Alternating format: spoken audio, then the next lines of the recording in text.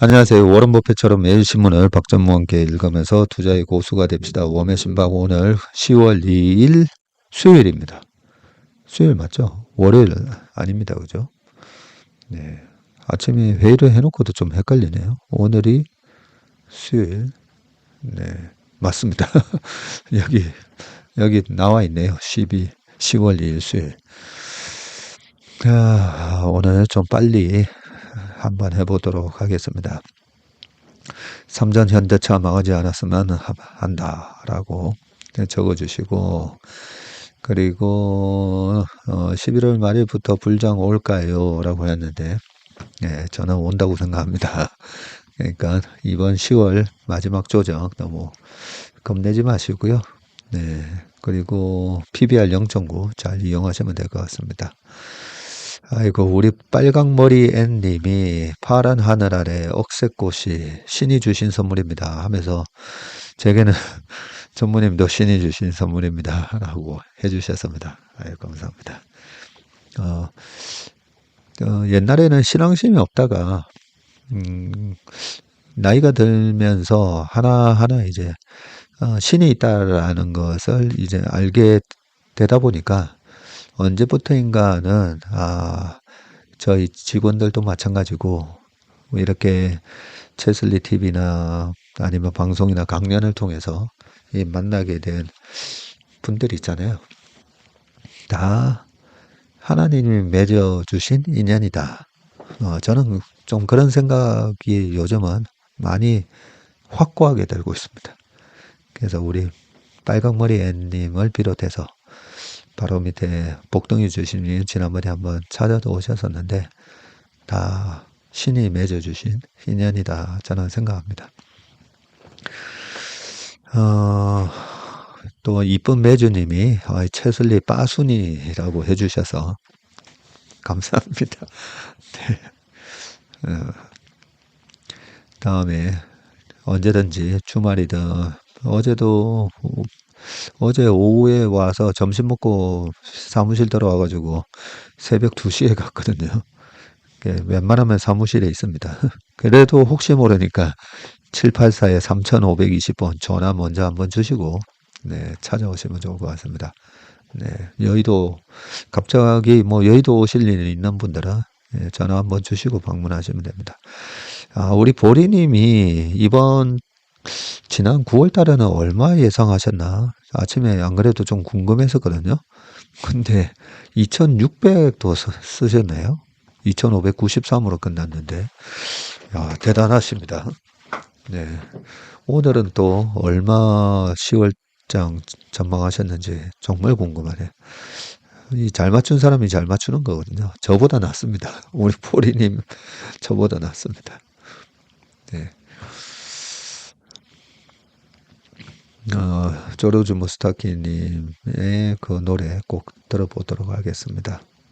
그리고 팔란티어 말씀을 또 해주셨는데요. 메뚜기 3분 요리. 옛날에 메뚜기 사실 우리 어릴 때 메뚜기 후라이팬에 좀 구워서 먹기도 했거든요. 맛있습니다. 그죠? 팔란티어와 오픈 AI 이런 류의 AI 기업들의 현 위치에 대해서 한번 제대로 심층 분석할 때가 된 것 같습니다. 제 생각엔 팔란티어가 절대 침범받지 않을 나와바리를 이미 만든 것 같습니다. 라고 해주셨는데, 네, 고맙습니다. 저는 사실 이 팔란티어 공부해봐도, 세세한 내용, 이 B2G 비즈니스도 하고, 정부 쪽 매출이 한 50%, 민간 매출이 이제 조금씩 늘고 있거든요. 보면, 그냥 이 촉으로, 네, 이 비즈니스를 다 이해할 그 능력은 안 되고요. 그냥 쭉 몇 번 읽다 보면 촉으로 이 회사는 템베거 주식이다라는 그런 느낌만 그렇습니다. 느낌만. 자, 재작년에 22년도에 많이 빠졌을 때 저희 아들 보고 한번 사보라고 했던 주식인데 네, 저도 비슷한 생각을 하고 있습니다. 그리고 쭉 여러 가지 말씀을 해주셨고요. 예, 저희 어드바이저 심사 통과되면 말씀드리겠습니다. 그리고 오늘은 좀 힘드네요. 중국이 올라가는 게 너무 힘이 좋아서 바라만 보고는 있지만 하면서 열받아서 주식 책 5권 사셨다고 합니다. 월배당 300만 원. 예, 아이디어를 가지고 계신 분. 근데 정말 잘하셨습니다. 열받아서 술 마시고 뭐 줄담배 피고 우리가 보면 열받으면 내 몸은 약간 혹사하게 되잖아요. 근데 열받아서 주식책 5권 사고 열받아서 나가서 공원 한 2-3시간 돌고 오고 예, 열받을 때일수록 우리 몸에 좋은 액션을 취하셔야 됩니다. 그나마 제가 예, 이 나이까지 이 업계에 살아있는 비결 중에 하나가 제가 열받아서 막 주식 시장 안 좋아서 우리 매니저들도 보면 업계 매니저들 보면 뭐 주식 급락하고 이런 날 막 모여서 술 먹는다 뭐 그러는데 막 2차, 3차 가면서 떡이 되도록 몸을 망치면서 막 술 먹는 그런 동료들 우리 업계 보면 저는 좀 이해가 안 되긴 했거든요.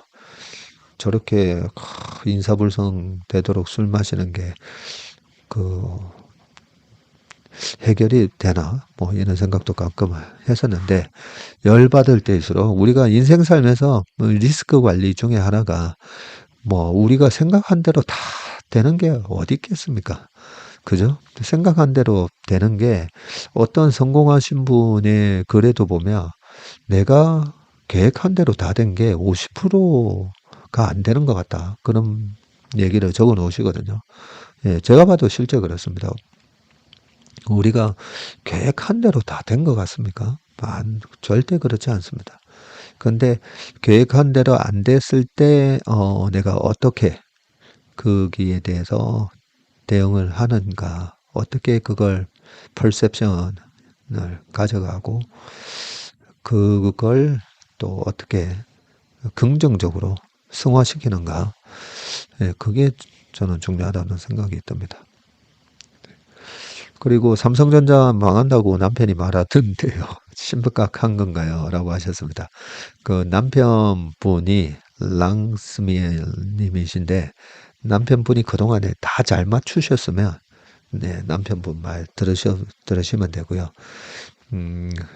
항상 좀 시니컬하게 예, 부정적으로 얘기하시는 스타일이면 신경 안 쓰셔도 될 것 같고 아니면 남편분이 늘 약간 휴먼 인덱스처럼 남편이 저거 망할 것 같은데 할 때부터 주가가 올랐더라. 그러면 거꾸로 행동하시면 될 것 같습니다. 네. 그리고 네, 아카시아 님이 적어 놓으신 말씀 100% 동감을 합니다. 네, 자가 아파트를 가지게 되면 보수가 된다는 정설이 있죠. 네, 100% 동의합니다. 네, 우리 또이양님이 청명한 가을 하늘에 대해서 또 말씀을 해주셨습니다.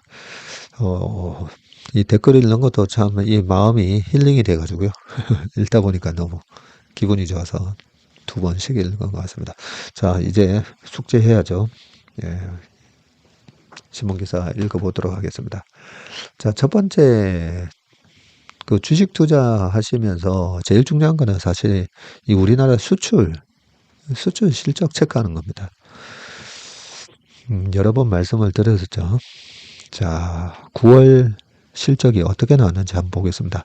반도체 역대 최대 수출, 국가 수출 실적도 춤추고 중국 수출도 웃었다라고 되어 있습니다. 어젯밤에 저도 자료 만들면서 이 수출 데이터 꼼꼼하게 다 체크는 하긴 했는데 다시 한번 읽어보겠습니다. 우리나라 지난달 반도체 수출이 136억 달러, 한 18조로 사상 최대 실적을 경신하면서 우리나라 수출 실적도 올해 최대치를 기록을 했습니다. 중국 수출도 올해 들어서 가장 많았고요. 막힘없는 수출 가도에 수출 증가세는 12개월 연속 플러스고 무역수지 흑자는 16개월째 이어지고 있습니다. 우리나라 무역수지가 사실 부동산에도 꽤 영향을 줍니다. 금리로 인해서 이 대출에 영향을 주기 때문에 금리가 아무래도 가장 크게 작용을 하지만 금리 다음으로 가장 중요한 변수는 사실 이 무역수지 입니다. 무역수지 16개월 동안 엄청난 돈이 국내에 스며드는 거잖아요. 여기 보세요. 수출해서 수입을 뺀 무역수지가 66억 6천만 달러 있거든요. 우리나라 돈으로 한 8조가 넘죠. 월 8조가 넘는 돈이 또 국내에 유동성이 공급됐다라고 보시면 됩니다. 이런 부분, 부동산에 관해서 유튜브 나오셔가지고 얘기하시는 분들 많이 저도 얘기 듣다가 요즘은 이제 아예 듣지는 않는데요. 왜냐하면 이 핵심 변수 정말 중요한 거를 얘기 안 하고 약간 너무 좀 요렇게 얘기하면 많은 분들이 좋아하니까 거기에 맞춰서 좀 얘기를 하시는 느낌도 많이 들어서 요즘은 잘 보지는 않습니다. 근데 무역수지가 상당히 중요한 데이터입니다. 그러잖아요. 누가 사냐고. 저번에 한번 다뤄졌죠. 아니, 지금 이, 아파트를 그 가격에 누가 사냐라고 돼 있는데, 제가 요 얘기를 말씀드렸죠. 이 돈을 번 사람들이, 이런 돈을 번 사람들이 사는 겁니다. 요까지만 하고요.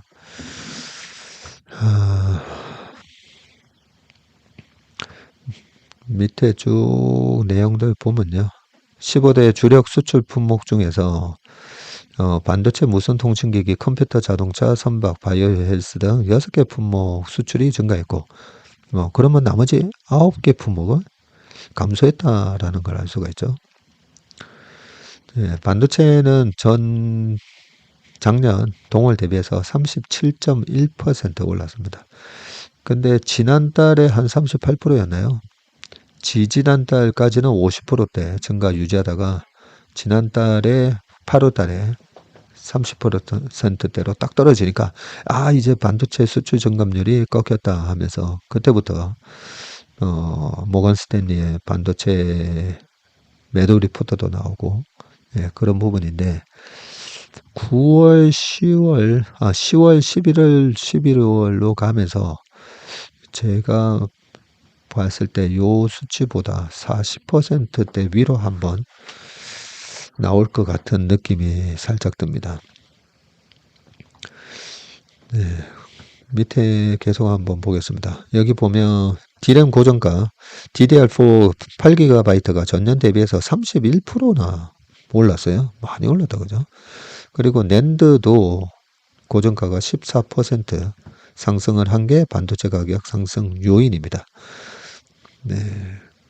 그래서 제가 아침에 회의 끝나고 근데 왜 DDR4로 나오냐 했더니 아직까지도 이 스팟 현물 가격이 발표가 이 DDR4 8GB 요게 하나의 그 무슨 바로미터처럼 발표가 돼서 그런 겁니다 하더라고요. 자동차 수출은 조업 일수가 하루 적습니다. 이번 9월 달에 추석이 있었잖아요. 그래서 작년 동월 대비해서도 하루 적음에도 불구하고 4.9% 증가했다고 하고요. 9월 기준 최대 실적을 달성하면서 4개월 만에 플러스 전환했고 뭐가 많이 팔렸나 봤더니 하이브리드 차량의 수출이 58%나 증가를 했다고 합니다. 이외에도 컴퓨터 수출 지난해 같은 기간 대비해서 132%나 증가했고요. 한 2조 가까이 팔렸고 9개월 연속이고요. 무선 통신기기 수출도 10억 달러로 7개월 연속 이어갔습니다. 자, 미국, 중국, 아세안 등 3대 주력 수출 시장 실적 좋은데 대중국 수출이 반도체, 무선 통신기기 수출이 증가하면서 요게 중요한 얘기죠. 대중국 수출에서 뭐가 많이 팔렸나? 반도체, 무선 기기 수출이라고 되어 있습니다. 올해 가장 높은 117억 달러 많이 팔아먹었습니다. 한 15조 중국으로 매출을 했고요. 수출 9월까지 누적 수출액이 979억 달러니까 한 130조 수출했다 그죠? 중국으로. 무역 수지도 수출 호조에 힘입어서 7개월 만에 5억 달러 흑자 전환했네요. 그리고 미국 수출은 역대 9월 중 최대치인 104억 2천만 달러를 기록을 했는데 요 숫자 보면요. 요 숫자가 조금 이제는 미국 수출 증가율이 좀 둔화되네. 약간 요 느낌을 받습니다. 기록하면서 14개월 연속 월별 최대 실적을 갱신하고 있고요. 뭐가 많이 팔렸나? 반도체, 컴퓨터 등 IT 품목의 흐름이 탄탄하고 반도체 석유화학 품목에 힘입어서 베트남 수출도 9개월 연속 증가하고 있습니다. 수입은 에너지 가격 하락으로 원유 수입이 12% 줄었고요. 가스, 석탄 다 줄었습니다. 요게 줄면서 수출은 늘었는데 요 에너지 쪽 수입이 크게 감소하면서 무역수지 개선에 일조를 좀 했고요. 무역수지는 16개월 연속 흑자다고 되어 있습니다. 작년에 29억 8천만 달러인데 올해 66억 8천만 달러, 한 8조 벌었습니다. 누적 흑자도 보세요. 누적 흑자도 전년 동기 대비해서 지금 올해 369억 달러로 568억 달러나 개선이 됐습니다. 작년에 무역 수지도 계속 뭐 적자 나고 하면서 한국이 위험하다 뭐 이런 얘기도 좀 많긴 했습니다. 안덕근 산업부 장관은 정부는 4분기에도 우리 수출 기업이 단 1달러라도 더 수출할 수 있는 기회를 제공하는 한편 수출 잠재력이 높은 유망 품목을 중심으로 수출 현장 지원단을 집중 가동하여 수출 기업의 현장 애로를 적극적으로 발굴하고 해소해 나가겠다라고 그렇게 얘기를 하셨습니다. 자, 두 번째 기사입니다. 파월 올해 금리 인하 더 서두르지 않는다. 추가 B컷 가능성 일축. 네. 아유, 우리 파월 의장님도 나이가 좀 많이 드셨네요. 보니까. 그죠? 얼굴만 뵈면 70대신 것 같은데요. 네. 자, 제롬 파월 의장이 기준금리를 빠르게 내리려는 사전에 준비된 계획은 없다라고 하셨고요. 앞으로 나올 경제 데이터가 지금처럼 일관되게 유지된다면 올해 2번 더 금리를 인하할 가능성이 있다. 그러나 그 폭은 25bp 단위로 9월 B컵보다는 더 작을 거다. 이렇게 얘기를 하셨습니다. 앞으로 경제가 예상대로 광범위하게 진화한다면 정책은 시간이 지남에 따라 중립적인 입장으로 이동할 것이라고 했고요. 우리는 미리 정해진 방향으로 나아가지 않는다고 단언을 했습니다. 앞으로의 경제적인 위험은 양면적이며 우리는 계속해서 회의를 통해서 정책 결정을 내릴 것이라고 했습니다. 파월은 모건 스탠리 경제학자 앨런 젠트너와 대담 후 이어진 질의응답에서 현재 연준위원회는 금리를 빠르게 인하하려고 서두르는 것 같지 않다. 경제가 예상대로 성과를 보인다면 올해 금리를 더 많이 인하할 것인데 남은 폭이 한 50bp 정도 수준일 거다. 이렇게 얘기를 하셨습니다. 파월의 발언은 이미 9월에 발표된 이 점도표 예상과 일치하는데요.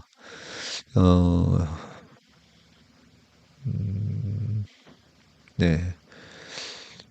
파월 의장은 또 현 경제 상태에 대해서는 그는 주거 서비스 인플레이션은 계속 감소하고 있지만 예상보다는 느리게 줄고 있다면서 새 임차인에게 부과되는 임대료 성장률은 낮은 수준을 유지하고 있는데 이런 상황이 지속되는 한 주거 인플레이션은 계속 감소할 것이다 라고 기대를 했다고 합니다. 아직까지 잡히지 않고 있는 주거비 관련 상승률도 연말이나 내년 초에는 금리나 정책이 반영이 돼서 저감률이 가시화될 것이라고 기대하는 발언으로 보인다라고 되어 있습니다. 네. 그런데 보면 이 물가라는 게 물가 상승률을 계속 발표하는 거잖아요. 물가 상승률을. 그래서 실제 물가 지표는 많이 올랐습니다. 그죠? 많이 한번 쫙 오르고 나서 그 다음으로 옆으로 기게 되면 YOI나 MOM 데이터가 뚝 떨어지게 돼 있죠. 그러면서 뭐 물가가 잡혔다. 예전에도 뭐 그런 식으로 얘기를 하는데, 자, 이 올라온 물가는 거의 떨어지지 않습니다. 그죠? 택시비, 뭐 버스비, 짜장면값 다 떨어지지 않습니다. 네, 그 다음 기사입니다. 상반기 거래만 2조, 상품권 깡, TMF가 판 깔고 카드사가 키웠다.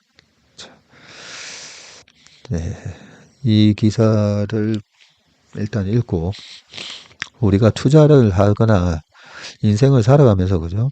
뭐 위험에 빠지지 않아야 되는데 요 얘기를 좀 하고 말씀드리겠습니다. 상품권 시장의 달콤한 유혹, 상반기 카드사별 주요 이커머스 상품권 거래 현황이고요. 티몬과 위메프는 셀러들에게 줄 판매 대금을 정상 기일 전까지 다른 용도로 활용을 했고요.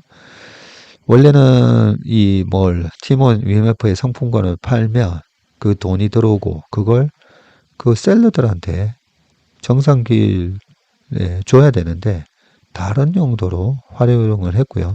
판촉 등 마케팅 비용으로 썼고 인수 자금에 보태기도 했고 그 사이 부족한 유동성을 메우는 데는 상품권 판매가 또 활용이 되고 상품권은 판매 시점과 사용 시점이 다르다는 점을 이용을 했고 유동성이 부족해질수록 상품권 할인율은 높아졌고 팔아야 되니까요. 상품권 빨아서 돈을 땡겨야 되다 보니까 그리고 TMF의 상품권은 상테크족, 상품권 테크족이네요. 상품권 깡 업자들에게 불티나게 팔려나갔다고 합니다. 카드사들은 이런 수요를 파고 들어서 매출을 늘렸고 그리고 폭탄이 터지자 모두 다 피해자라고 주장을 하고 있다고 합니다. TMF 사태로 드러나 상품권 시장의 민낯을 파헤쳐 봤습니다. 기사 읽는데 이거 2003, 4년도에 터졌던 카드 사태랑 좀 느낌이 비슷하네. 올해 상반기 이커머스에서 거래된 상품권의 거래액만 2조 원에 달하는 것으로 확인이 됐고요.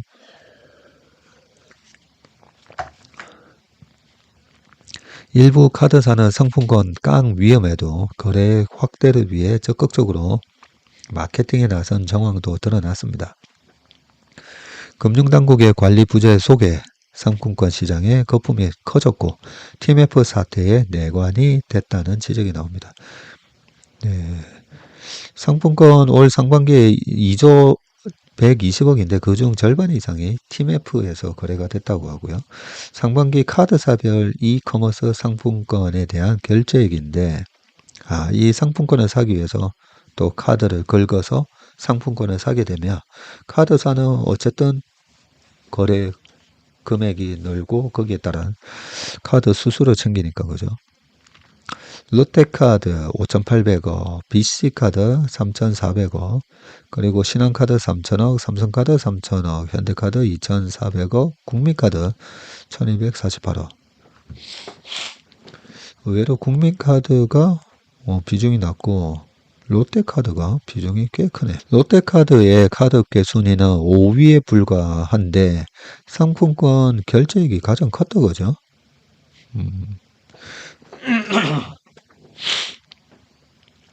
그리고 이 BC카드는 BC카드를 발행하는 은행, 이 BC카드를 발행하는 은행 12개사와 자체카드 결제 금액을 포함한 금액이라고 합니다. 하나카드는 844억이라고 보고했지만 일부 판매 금액을 누락한 것으로 확인이 됐다고 합니다. 예, 상반기에 거래된 이 2조 원 중에서 58.7%가 티몬과 위메프, 인터파크, 커머스 3사에서 거래됐다고 하네요. 아이고 돌려줘라 해피머니 우리 아들 학원비다. 여기 여의도 금감원 앞에서 티몬 위메프 정산 환불 지연 사태로 사실상 사용이 정지된 이 해피머니 상품권 피해자들이 사태 해결을 촉구하는 우산 시위를 준비하고 있다고 하네요. 해피머니 상품권은 최근 티몬과 위메프 등에서 7% 이상의 높은 할인율로 판매가 돼서 소비자들에게 인기를 끌었다고 합니다. 티메프 미정산 사태 발발 이후 해피머니 가맹점 대부분이 이 해피머니를 활용한 결제를 차단하고 나서면서 상품권은 사실상 무용지물이 됐네요. 예. 나머지 내용은 대충 우리가 아는 내용인 것 같아서 네, 넘어가겠습니다. 한 번씩 신문에 보면 일면에 광고가 뜨잖아요.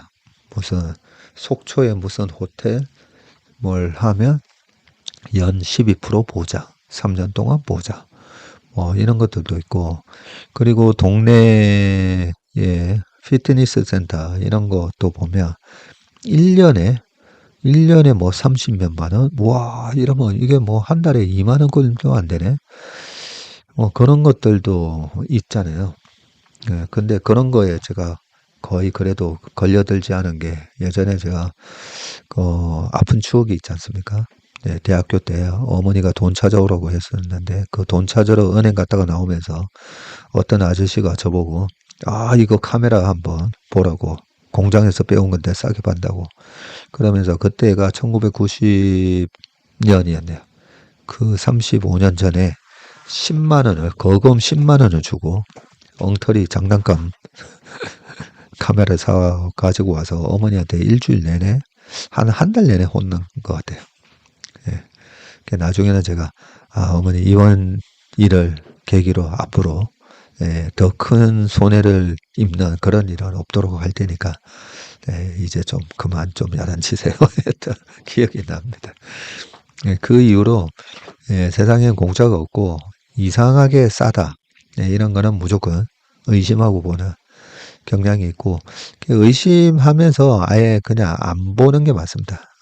왜냐면 얘기 듣다 보면 이야 혹하게 되거든요. 혹하게 됩니다. 주식도 그렇잖아요. 연예인 주식 폭망 스토리 보면 다 이거 사놓으면 크게 돈 번다고. 그거 좀 상식적으로 이해가 안 되는 일들이 많죠. 크게 돈 벌 거면 그 주식을 너도 나도 사면서 그리고 나한테 그런 정보가 안 들어오는 게 맞죠. 네, 아무튼 그렇습니다. 너무 이렇게 할인율이 높은 거 이번 상품권뿐만 아니라 우리 주변에 이런 일들이 계속 반복이 됩니다. 이거 말도 안 되게 너무 싼데. 예, 그것보다는 주식 시장에서 말도 안 되게 이제 가끔씩 싼 경우는 있죠. 무슨 위기가 아닌데 많이 빠지면 좀 조심은 하긴 해야 되지만 무슨 경제 위기 뭐 이런 여러 가지 때문에 시장이 빠지면서 주가 빠지는 거는 우리가 헐값에 바겐 헌팅을 하면 좋습니다. 그런데 이번 상품권 사태로 좀 피해를 보신 분들은 앞으로 이렇게 좀 싼데라고 했던 게 요게 7% 7% 할인을 했잖아요. 7% 할인을 여러 번 혜택을 보다가 한 방에 내 돈 100%가 날아가지 않습니까? 그죠? 그냥 인생 살면서 좋은 교훈으로 삼으시면 좋을 것 같습니다. 자, 그 다음은요, 손정희 회장 오픈 AI에 돈 넣는다. 5억 달러 투자 합의.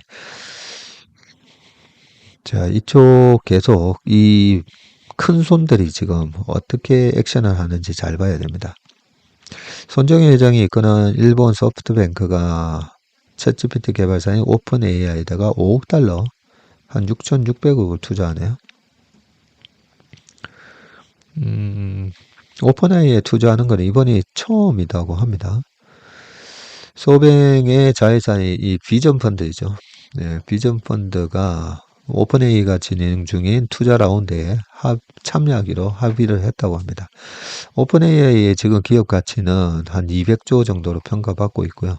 이는 틱톡 운영사인 중국의 바이트댄스 2250억 달러 그리고 앨런 머스크가 운영하는 스페이스X에 이어서 세계에서 세 번째로 가치 있는 스타트업이라는 의미입니다.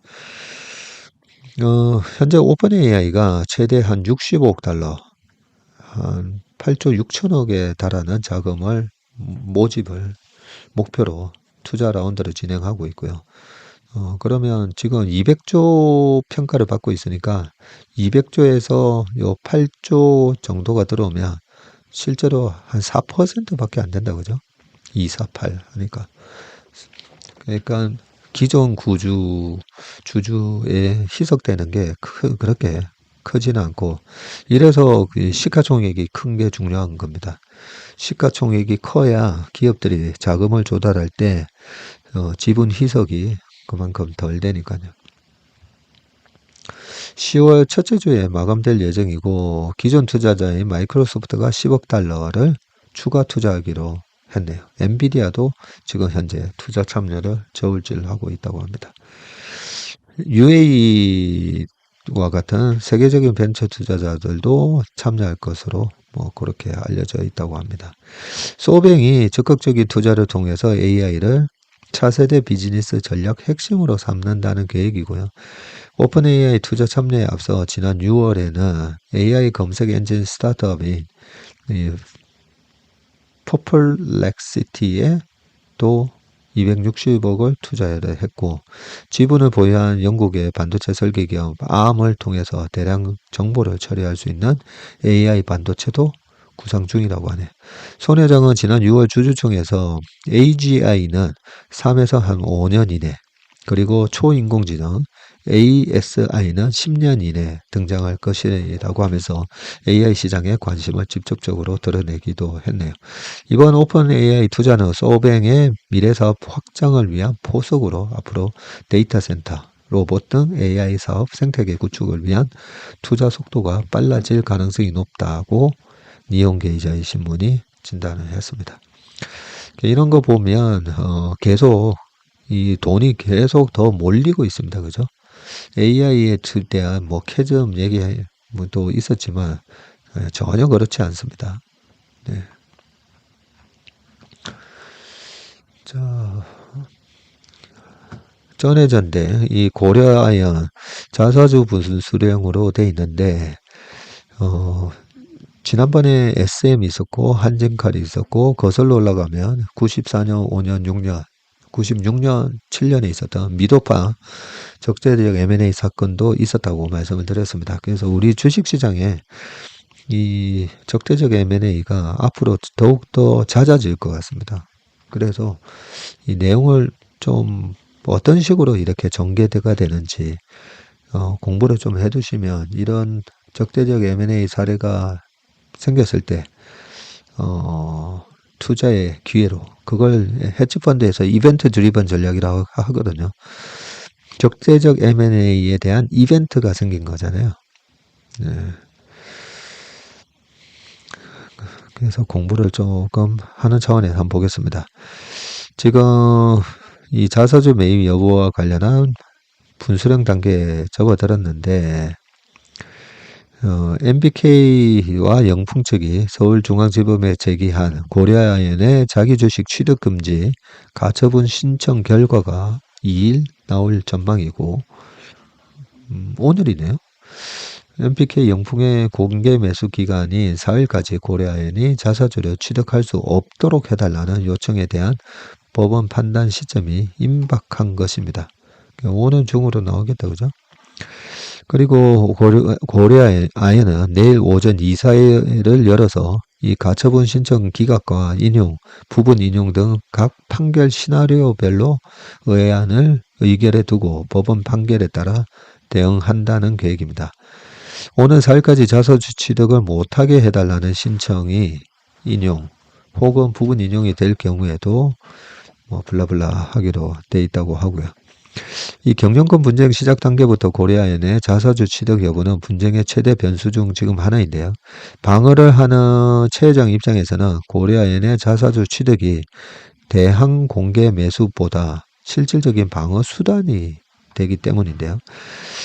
최 회장 측이 금융권 등 우군의 힘을 빌어서 직접 지분을 사들이는 대항 공개 매수의 경우 외부 조달 자금 규모에 따라서 방어에 성공하더라도 추후 경영권을 우군과 나눠야 할 수도 있지만 자사주 취득은 그렇지 않군요. MBK 영풍 입장에서는 최 회장 측이 대항 공개 매수에 더해서 자사주 취득이라는 카드를 하나 더 쥐는 상황은 막아야 했고, MBK 영풍이 공개 매수 선언 단계부터 고려아연의 자기 주식 취득 금지 가처분 신청을 낸 이유이군요. 고려아연은 자사주 매입을 통해 결국 이익을 보는 거는 고려아연 주주라면서 회사에 손해를 끼치지 않는 주주환원 활동의 일환이기 때문에 고려아연의 자사주 매입은 배임이 될 수 없다라고 했고요. 실제로는 경영권 방어를 하기 위해서 회사 돈을 쓰는 거기 때문에 야 이거 배임이다. 뭐 저쪽에서는 저렇게 얘기하고 있는 거고.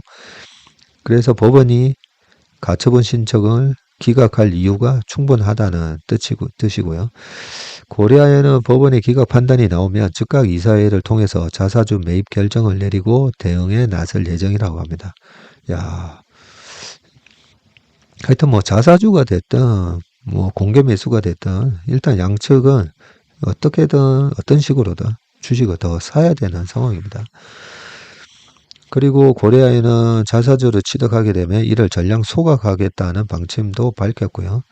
고려아연의 자사주 매입에 동원 가능한 현금 실탄 규모는 한 2조 원대로 추산이 되고 고려아연이 최근 CP를 발행해서 4천억 원을 또 확보하기로 한 것도 역시 자사주 매입을 가정한 사전 작업이라는 해석이 있습니다. 반면에 MBK 측은 이게 회사에 손해를 입히는 배임이라고 하고요. 고려아연이 자사주 매입에 나서면 현재 공개 매수 가격보다 높은 가격에 매입을 할 수밖에 없고 공개 매수가 끝난 후 고려아연 주가가 떨어지면 이렇게 높은 가격에 산 자사주의 가치 역시 쪼그라들어서 회사 자산이 타격을 받게 되고 이것이 바로 배임이다. 고려아연 이사회에서 자사주 관련 사안을 결의하면 이사회의 성관주의 의무를 위반하는 것이다. 고 돼 있고 결의에 찬성하는 이사들도 배임에 해당된다. 라고 얘기를 했습니다. 네, 이 말도 일리는 있습니다. 그죠? 만약에 지난번에 SM과 같은 그 사태에서 자사주로 해서 뭐 15만 원대에 많이 주식을 샀다면 지금 3분의 1 토막 나 있는데 그죠? 예, 분명히 배임의 이슈가 아마 됐을 겁니다. 예, 오늘 뭐 법원 판결이 나온다고 하니까 그 이후에 또 어떻게 되는지 한번 보도록 하겠습니다. 자, 마지막 기사입니다. 삼성전자 목표가 12만 5천 원에서 6만 4천 원. 맥쿼리 보고서 내용을 보니 예, 어떤 다른 새로운 내용이 있는가 한번 보겠습니다. 모건 스탠리에 의해서 국내 반도체에 대한 박한 평가가 나왔고요. 맥쿼리는 메모리 부문이 다운사이클로 진입하면서 삼성전자의 수익성도 악화될 것이라고 예상을 했고 특히 D램 등 메모리 공급 과잉으로 ASP 하락 전환이 가능한 가운데 전방산업의 수요 위축이 실적 둔화로 이어질 것이라는 분석을 내놨고 전자는 상황에 따라 D램 1위 공급 업체 타이틀을 이룰 수 있다는 평가마저도 나왔습니다. HBM 시장에서 엔비디아의 납품이 늦어지면서 주가 상승 모멘텀이 약해지고 있다고 봤고 26년 전자 HBM 매출액은 130억 달러로 하이닉스 300억 달러 대비해서 43% 수준에 불과할 것이라고 진단을 했습니다. 최근 국내 증권사도 전자 목표 주가를 하향 조정하고 있지만 이처럼 절반가량 낮춘 곳은 없고요. 박유진 키움증권 연구원은 D램 산업의 설비 투자가 과하다고 볼 수 없다며 D램은 올해 공급 초과에서 내년 수요 초과로 전환될 것이라고 했습니다. 유진박이네요. 유진박. 네, 저희 아들 미국 이름하고 똑같네요. 네, 오늘 워맨신박은 여기까지 하겠습니다. 또 내일 쉬는 날이고요. 그러면 내일 쉬고 모레 오면 벌써 금요일이 된다, 그죠? 네, 일교차 심하니까 건강 조심하시고요. 네, 저는 또 금요일 날 찾아뵙겠습니다. 오늘 하루도 행복한 하루 되시길 바라겠습니다. 고맙습니다.